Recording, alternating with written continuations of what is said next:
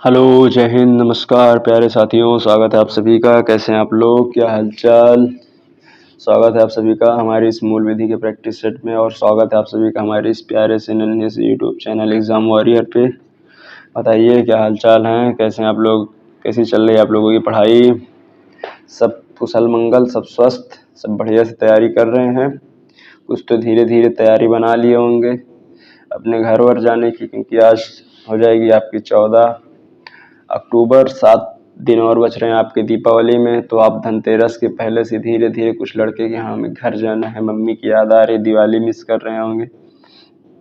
बस हम कोई दिवाली को मिस करेगा, इस कोई तो बहुत से होंगे घर भी नहीं जाएंगे, कोई दिवाली को मिस करेगा, कोई घर को मिस करेगा, बस यही है। चलिए शुरू करते हैं आज अपना मूल विधि का प्रैक्टिस सेट। आप लोग इसे देखा करिए बढ़िया से और अपने जवाब जरूर दिया करिए, जो इम्प्रूवमेंट करने लायक हो वो बताया करिए, ठीक है। और अपने स्कोर ज़रूर बताया करिए कि आपने स्कोर कितना आज किया, ठीक है। ये भाई किधर जाता है, तो स्कोर अपने ज़रूर बताया करिए, ठीक है, कमेंट करके। और हम जो आपको एस डब्ल्यू दिया करें उसका भी जवाब आप कमेंट में दिया करिए, ठीक है। कुछ चीज़ें सोच रहे हैं आप लोगों के लिए और थोड़ा सा तगड़े लेवल पे इसको ले जाने के लिए।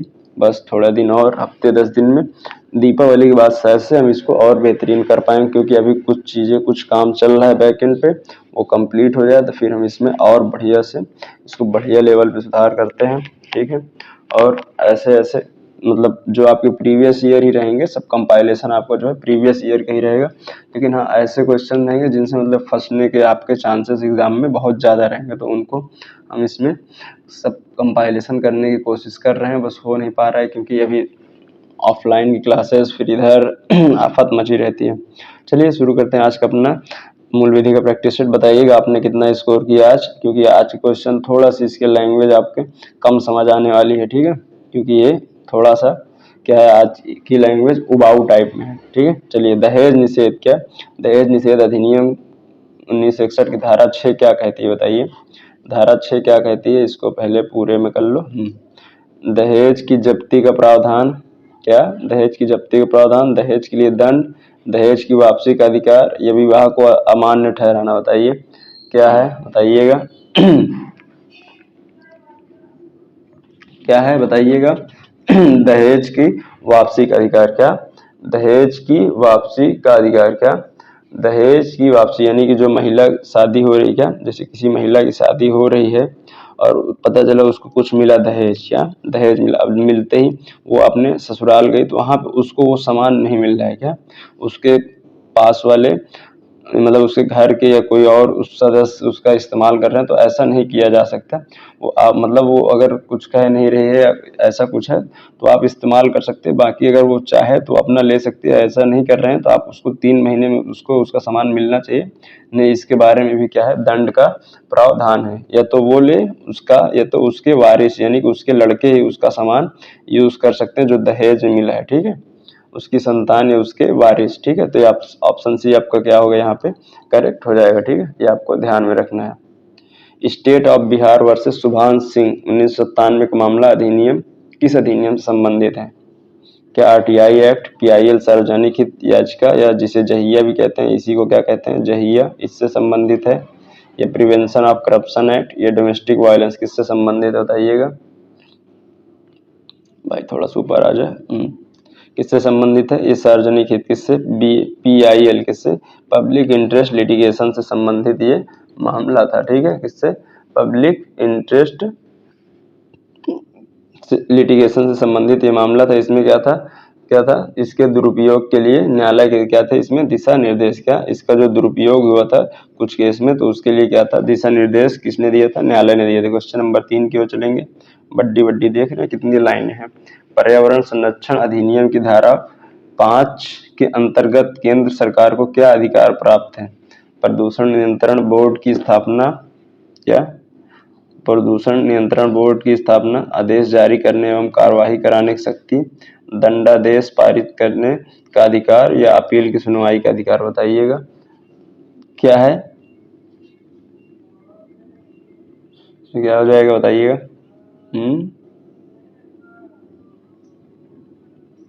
क्या हो जाएगा, तो आपके आदेश, क्या आदेश जारी करने या दिशा निर्देश एवं कार्यवाही कराने की क्या हो जाएगी इसमें शक्ति। ऑप्शन बी आपका क्या हो जाएगा, करेक्ट हो जाएगा। ठीक है, तो आपको याद रखना पड़ेगा, धीरे धीरे आपको ये याद हो जाएगा। आपको कुछ नहीं करना है, इस पर ज़्यादा दबाव देने की जरूरत नहीं, जो हम जितना करा रहे उतना आप धीरे धीरे करते जाइए, सही हो जाएगा। अभी आपको थोड़ा सा अजीब लग रहा है क्योंकि ये PDF देखिए आज की थोड़ा तो और इधर उधर है, इसके ऑप्शन सब एक दूसरे में मिले हुए ऐसे लग रहे होंगे आपको।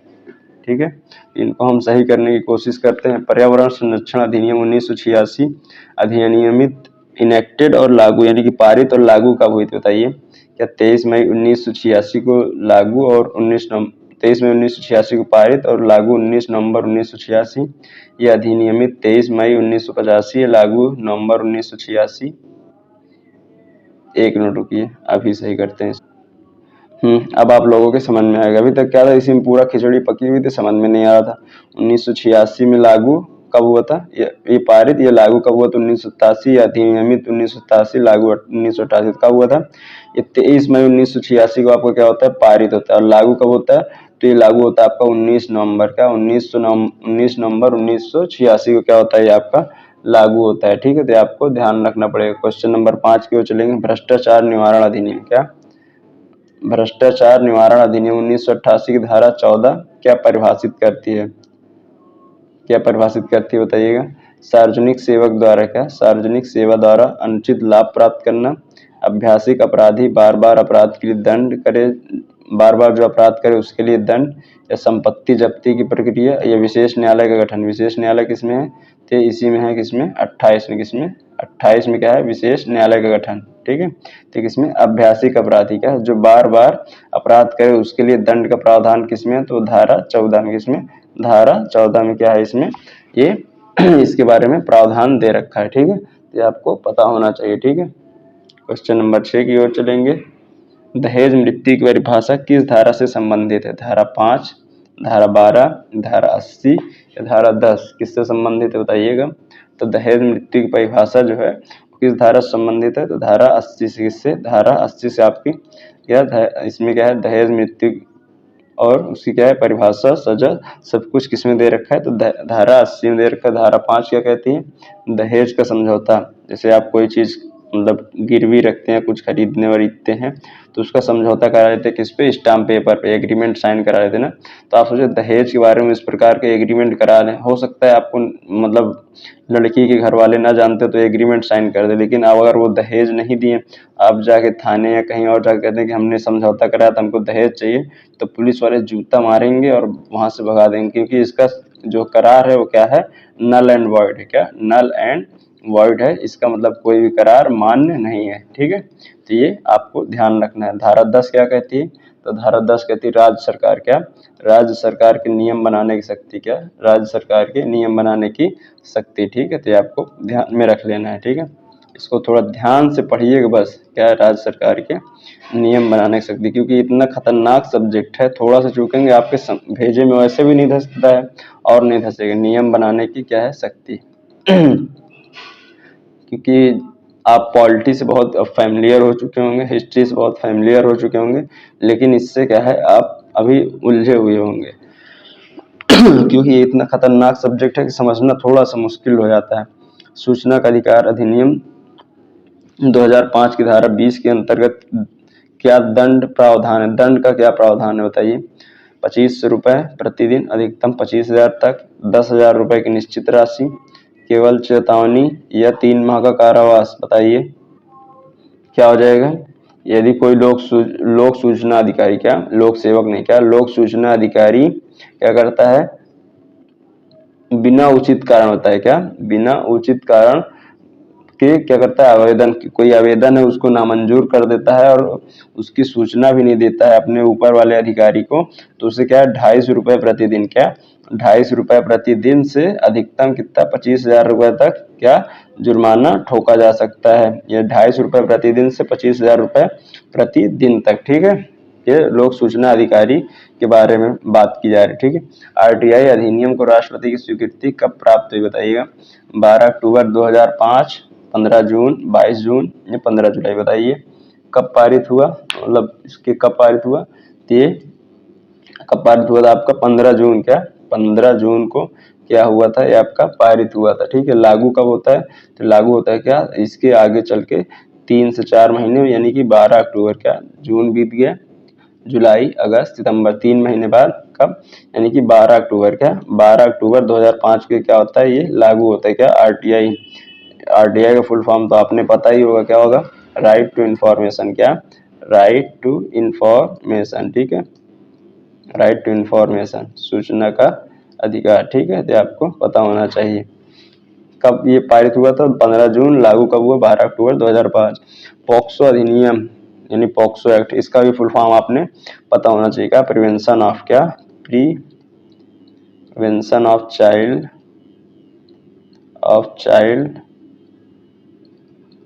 फ्रॉम सेक्सुअल ऑफेंसेस, क्या फ्रॉम सेक्सुअल ऑफेंसेस, ये आपको पता होना चाहिए। ठीक है, तो ये इसका फुल फॉर्म है। धारा 2, इसकी धारा 2 क्या कहती है बताइए, अभियोजन की प्रक्रिया, आरोपी के दोष, पूर्व धारणा, प्रिजम्पशन ऑफ गिल्ट, विशेष न्यायालय गठन, ये बाल गवाहों की सुरक्षा, बताइएगा ये क्या कहती है, क्या कहती है, तो विशेष न्यायालय का गठन, क्या विशेष न्यायालय का गठन के बारे में बात करती है। ठीक है, ऑप्शन सी आपका यहाँ पे क्या हो जाएगा, करेक्ट हो जाएगा। ठीक है, question number 10, Satish Ragde versus state of Maharashtra किस अधिनियम की व्याख्या से जुड़ा हुआ है, बताइए, क्या बीएनएस 2023, पॉक्सो एक्ट, आईपीसी 1860 या आरटीआई एक्ट, बताइए किससे जुड़ा हुआ है, बताइएगा। तो ये आपका किससे जुड़ा हुआ है, Satish Ragde versus state of Maharashtra 2021 का केस किससे जुड़ा हुआ है, तो आपका किससे जुड़ा हुआ है, बताइएगा। तो ये आपका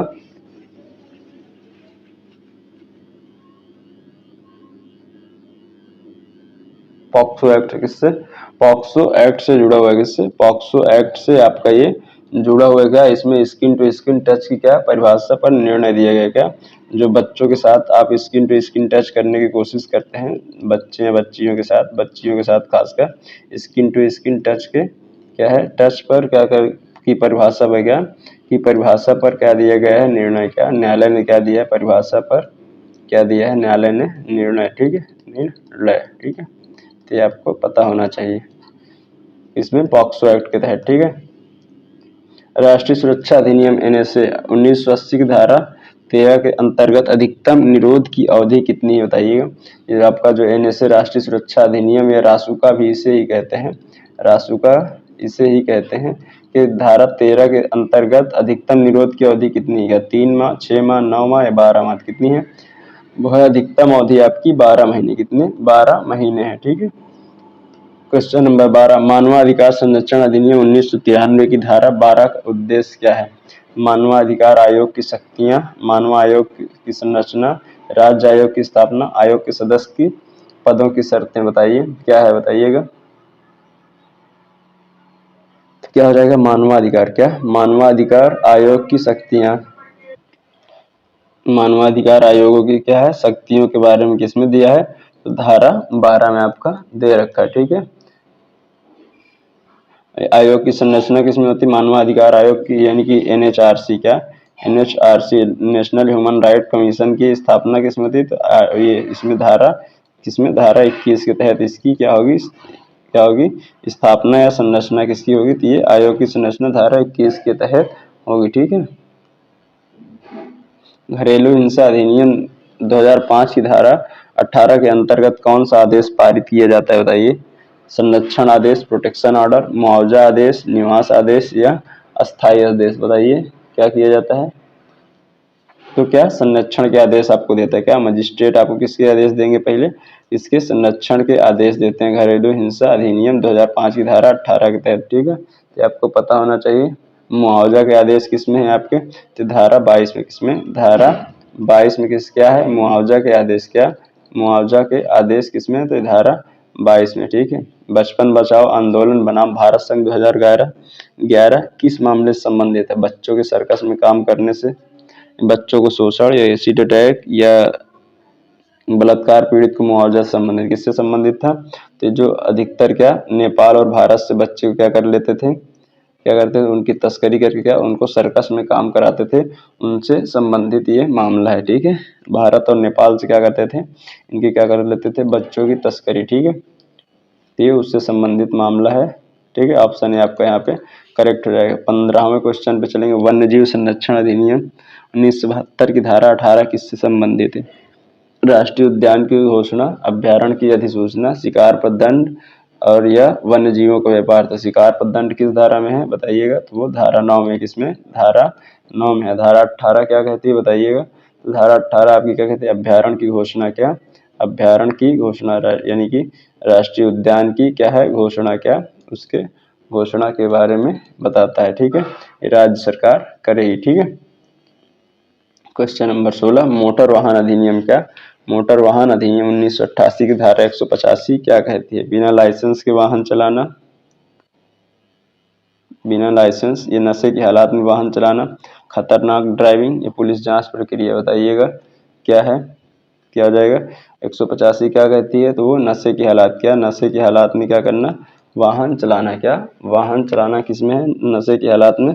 तो धारा 185। धारा 184 क्या कहती है? तो धारा 184 यही कहती है क्या? खतरनाक ड्राइविंग करना। क्या? खतरनाक ड्राइविंग करना है किसमें है? तो धारा 184 में है। ठीक है। भूमि सुधार अधिनियम या कानून की संवैधानिक वैधता किस केस में सर्वोच्च न्यायालय ने मानी? गोलकनाथ केस या केशवानंद भारती केस या सज्जन सिंह या कामेश्वर सिंह केस, किसमें माना? तो किसमें मान लिया था? तो कामेश्वर सिंह केस में। किसमें? कामेश्वर सिंह केस में क्या मानना? संवैधानिक इसको वैधता मिल रही है। ठीक है। क्वेश्चन नंबर 18, बीएनएसएस भारतीय नागरिक सुरक्षा संहिता किस अधिनियम का स्थान लेती है? क्या आईपीसी? जी नहीं, आईपीसी का स्थान तो कौन लेती है? आपकी बीएनएस। क्या? भारतीय न्याय संहिता। ठीक है। कोड ऑफ क्रिमिनल प्रोसीजर, हाँ किसका? कोड ऑफ क्रिमिनल प्रोसीजर यानी कि सीआरपीसी। क्या? सीआरपीसी 1973 का जगह कौन लेती है? बीएनएसएस 2023। क्या? जो लागू 2024 में होती है। ठीक है। क्वेश्चन नंबर 19, बीएसए क्या? भारतीय साक्ष्य अधिनियम की धारा 61 किस विषय से संबंधित बताइए? दस्तावेज के प्रमाणीकरण, मौखिक की साक्ष्य का मूल, इलेक्ट्रॉनिक साक्ष्य की स्वीकार्यता, गवाह की जिरह, किससे संबंधित बताइएगा? तो आपका किससे संबंधित है? इलेक्ट्रॉनिक साक्ष्य की स्वीकार्यता किसमें संबंधित है? तो धारा 61 से संबंधित। किससे? धारा 61 से संबंधित है। ठीक है। ऑप्शन सी आपका यहाँ पे करेक्ट हो जाएगा। ठीक है। भारतीय न्याय संहिता बीएनएस 2023 में सामूहिक बलात्कार। क्या? सामूहिक बलात्कार यानी गैंग रेप से संबंधित धारा कौन सी है? धारा 64, 63, 70 या 69 कौन सी है? तो धारा 70 कौन सी? गैंग रेप से संबंधित कौन सी धारा है? तो आपकी धारा 70 कौन सी? ऑप्शन सी क्या हो जाएगी? यानी एक से अधिक, क्या? एक से अधिक लोग या सामूहिक लोग क्या करते हैं? ऐसा कृत्य करते हैं या कुकृत्य कहते हैं, जिसे कुकृत्य कहेंगे। तो थोड़ी अच्छे काम के लिए कहते हैं। क्या? कुकृत्य कहते हैं तो उसे क्या कहेंगे? बलात्कार कहेंगे आप, मतलब क्या कहेंगे? सामूहिक बलात्कार कहेंगे। ठीक है। इसमें जो आपकी क्या है, ऐसा कुकृत्य करने वाले को, इसे कुत्ते कचेड़ी लोग हैं, उनको क्या है न्यूनतम 20 वर्ष की से लेके क्या है अधिकतम क्या है उनको आजीवन कारावास प्लस में क्या है, प्लस में क्या है उनको जुर्माना भरना पड़ेगा। ठीक है। प्लस जुर्माना, ये भाई इंग्लिश में नहीं लिखना, हिंदी में। अगर 18 साल से छोटी मतलब महिला वो लड़की के केस में कर रहे हो, 18 साल से छोटी है तो उसके केस में तो फिर आप सीधे सीधे नप जाओगे, कोई बचा नहीं सकता आपको। अगर ऐसा कर रहा, इसमें जितने आप प्रत्येक व्यक्ति जैसे सामूहिक बलात्कार में जितने प्रत्येक व्यक्ति क्या होगा, इसका क्या होगा, इस दंड का भागीदारी होगी। क्यों? पता लगे 2 लोग रेप कर रहे थे, तीसरा देख रहा है कोई आ तो नहीं रहा, तो ये तीसरा भी फंसेगा नहीं। यदि कह दे मैं खाली देख रहा था, मैं कुछ करने, तो तुम देख रहे थे ना, तो तुम भी फंसोगे और जो इनको सजा मिलेगी उतनी सजा तुम्हें भी मिलनी है। ठीक है। तो आप लोगों से यही मतलब, आप लोग तो खैर पढ़े लिखे लोग हैं, आप ऐसा करेंगे नहीं। पता नहीं ऐसे नीच जाति के लोग कैसे आते हैं, मतलब वो इसी के लिए बने ही है। जाति हमारी नीच नहीं है, जो ये ऐसा गंदा काम करते वो जाति नीच है, वो उनको इस जाति में डाल देना चाहिए। वो जो SC ST को उनको नीच में डाले ना, उनको ऊपर लेके आओ, वो सबसे टॉप पे बिठाओ। जो ऐसा गंदा काम करे उनकी एक जाति बना दे, ऐसा करना चाहिए। चलिए तो फिर अपने इस प्रैक्टिस सेट को यहीं समाप्त करते हैं। देखिए SW है क्या है आपके लिए? बीएनएसएस की धारा 78 किससे संबंधित है आपकी बताइएगा कमेंट करके। कहाँ? हाँ, ये कमेंट करके मतलब बताइएगा हमें क्या होती है। ठीक है। आपका इसको जवाब कहाँ पे देना है? हमारे कमेंट में देना है। ठीक है। और अपने स्कोर भी आज का कमेंट कर दीजिएगा। स्कोर आपने कितना स्कोर किया। ठीक है, चलिए तो फिर अपने इस प्रैक्टिस सेट को यहीं समाप्त करते हैं, मिलते हैं कल की नेक्स्ट वीडियो में। ठीक है, तब तक के लिए बाय बाय, टेक केयर, जय हिंद, जय भारत।